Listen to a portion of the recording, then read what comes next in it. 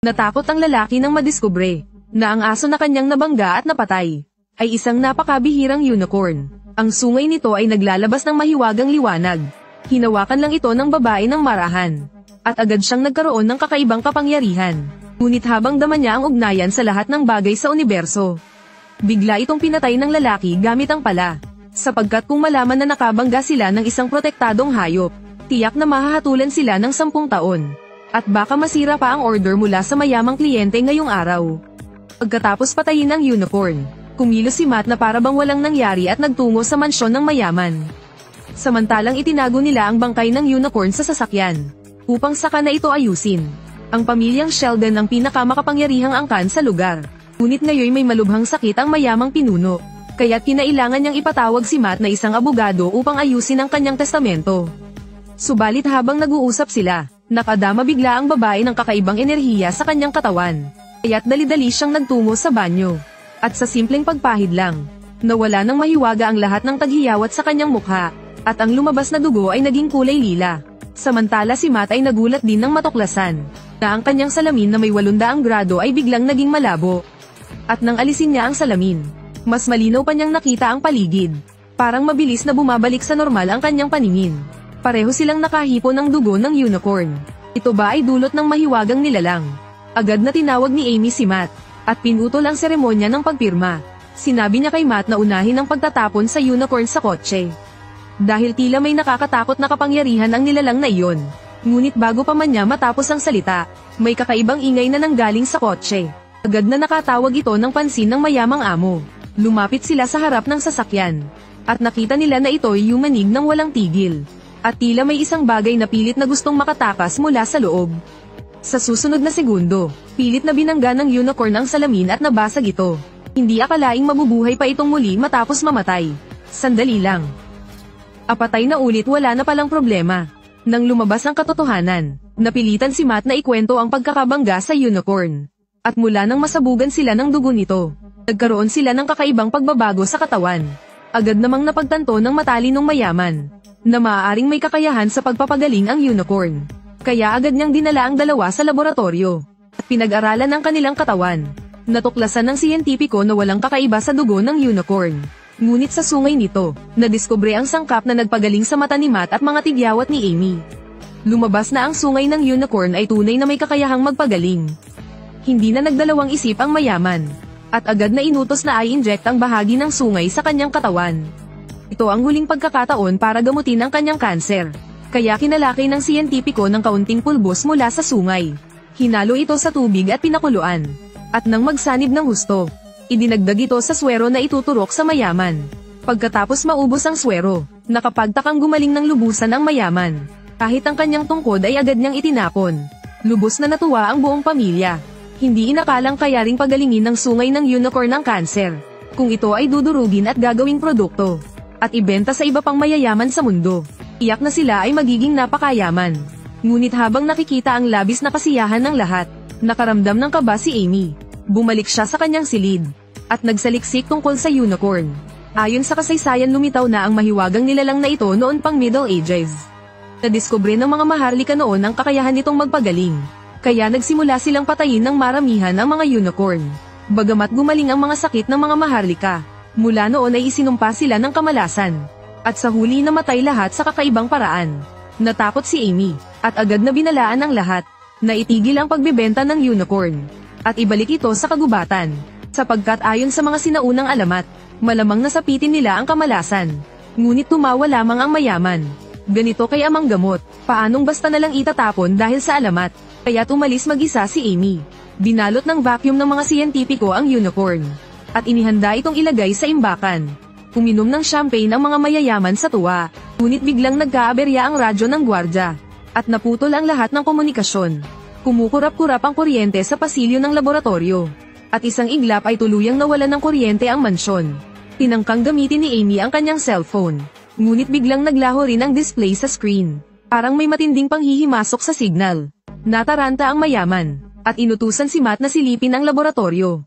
Wala siyang nagawa kundi lakasan ang loob at pumasok. At nang makasalubong ang siyentipiko, biglang bumalik ang kuryente. Yun pala ay isang maling alarma lamang. At lahat ay nakahinga ng maluwag. Ngunit biglang nanginag ang katawan ng siyentipiko.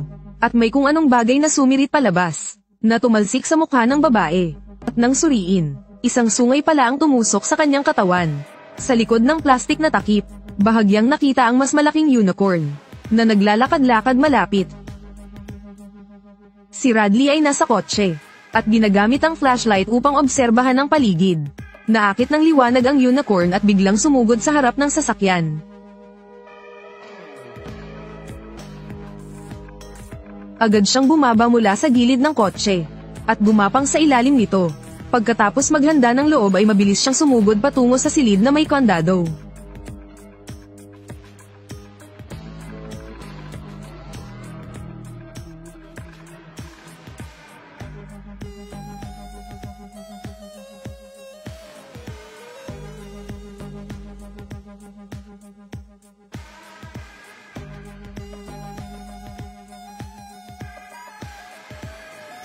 Kakaiba dahil biglang pumalma ang unicorn, at lumuhad sa harap ni Radley.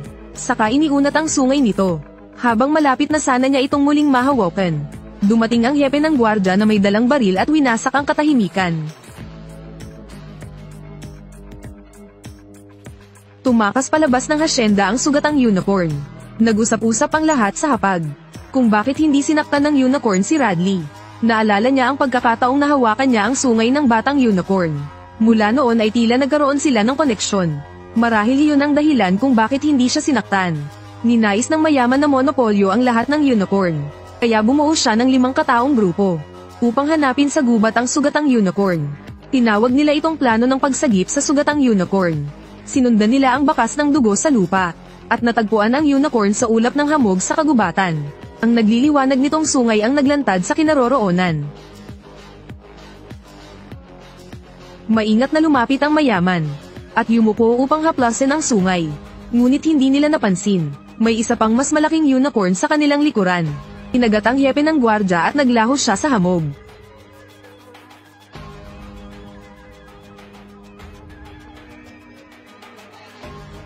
Nagtago ang 2 unicorn sa dilim ng makapal na ulap, at biglang umatake habang hindi sila handa. Sa huli tanging si Elliot at ang mayaman ang nakaligtas, habang patuloy na humahabol ang unicorn sa kanila.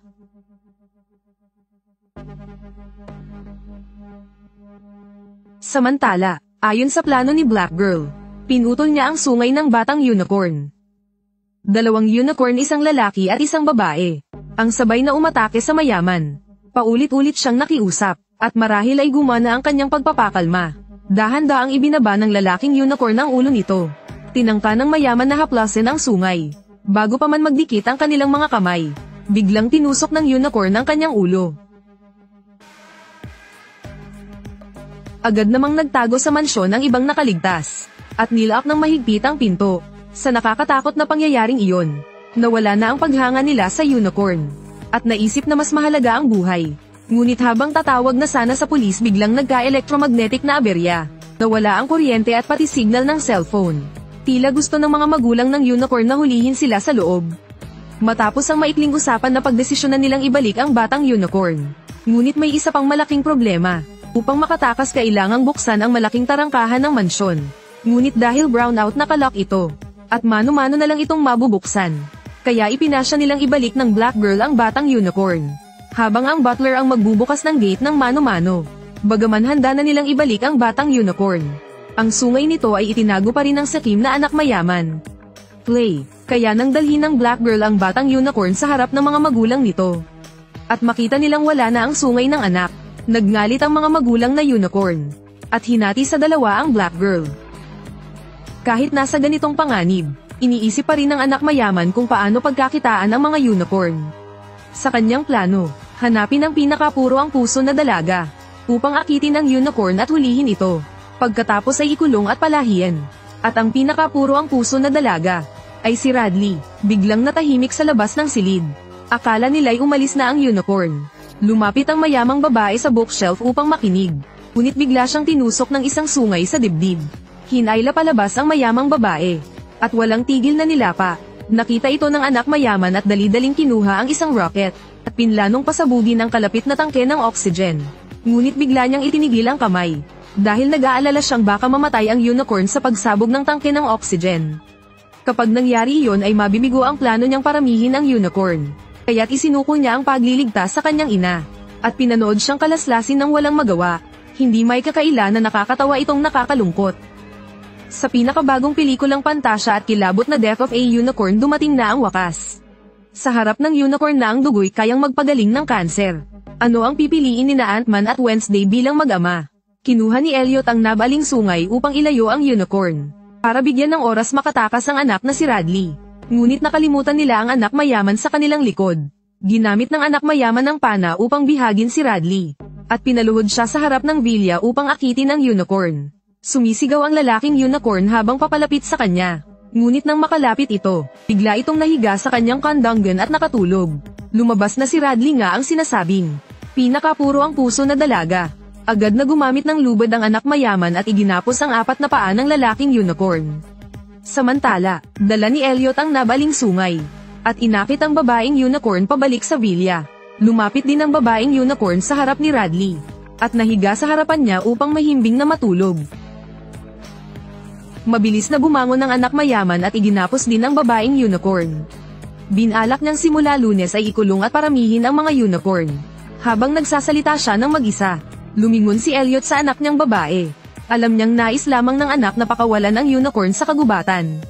Kaya't lumapit siya, at sinaksak ang anak mayaman gamit ang sungay, upang pigilan ang kanyang masasamang plano. Ngunit hindi nagpatalo ang anak mayaman, at gumanti gamit ang kanyang pana, at nang bumagsak silang pareho, biglang nagising ang mga natutulog na unicorn. Pinilit nilang kalagin ang mga taling nakapulupot sa kanilang mga paa, at ang anak mayaman ay nanginginig habang bumangon hawak ang pana, at paulit-ulit na bumubulong. Kailangan lang ng kaunting dugo ng unicorn para maghilom ang kanyang sugat.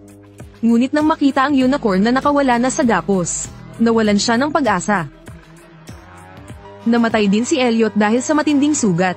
Habang nalulungkot si Radley, lumapit ang unicorn. Hinayla ang damit ni Elliot at inilagay ito sa tabi ng kanilang anak. Nakaluhod silang magkaharap, at nagsalpukan ng kanilang mga sungay, na lumikha ng napakalaking itim na butas. Sa sumunod na sandali, unti-unting gumaling ang sugat ng batang unicorn.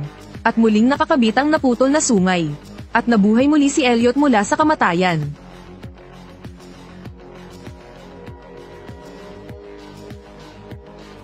Nahulog din si Elliot sa parehong ilusyon, na para bang nasa kailaliman ng universo. Lalong lumalaki ang itim na butas, hanggang sa huminto ito matapos ang pagsabog.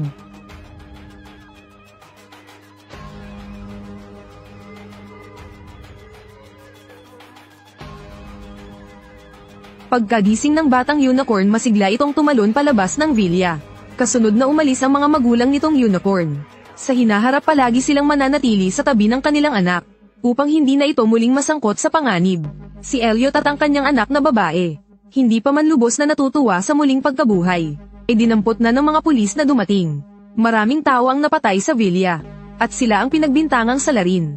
Ngumiti lamang ang mag-ama sa isa't isa, dahil alam nila, na kahit sabihin ang totoo wala ring maniniwala. Sa sandaling iyon muling lumitaw ang pamilya ng unicorn. Natila alam nilang nasa panganib si Radley. Lumapit sila sa bintana ng sasakyan. At sa tingin ay pinaalalahanan silang magsuot ng seatbelt. Pagkaraan ay binangga nila ang pulis na sasakyan.